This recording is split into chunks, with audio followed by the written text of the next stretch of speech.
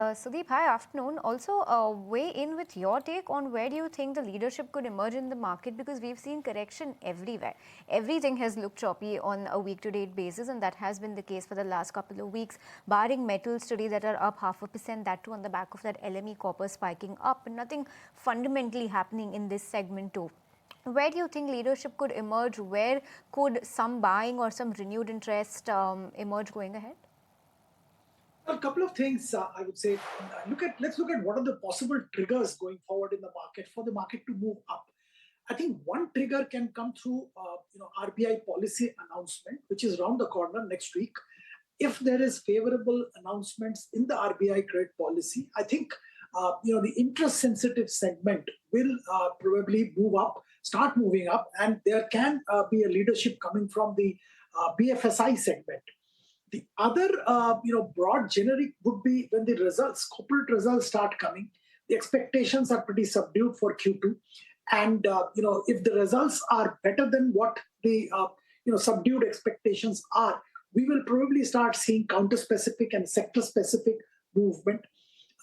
As far as we are concerned, we believe that probably construction, infrastructure, cement, in spite of Capacity coming in on which stocks are looking good right now on a BTST basis. But Sudeep, let's talk about a sector that saw some cheer when the GST announcement was made, but has been lackluster ever since, and that's Nifty Auto. Week to date, also Nifty Auto is deep in the red. In fact, it's down 2%. It's not done all that much in the last couple of weeks. What's your take on auto? Because a one-time news flow like GST could give that fillip to the sector. But is there anything internally worth watching out for when it comes to auto that could actually fundamentally lead the sector ahead? Well, I think we definitely need to keep watching the auto segment. We are positive on the entire space.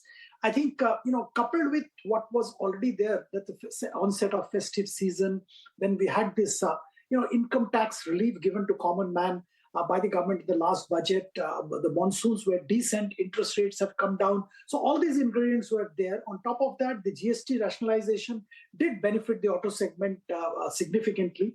And, juxtapose this with the scenario where, low priced vehicles were not doing well because there was some stress in the economy, particularly as far as lower income segments were concerned.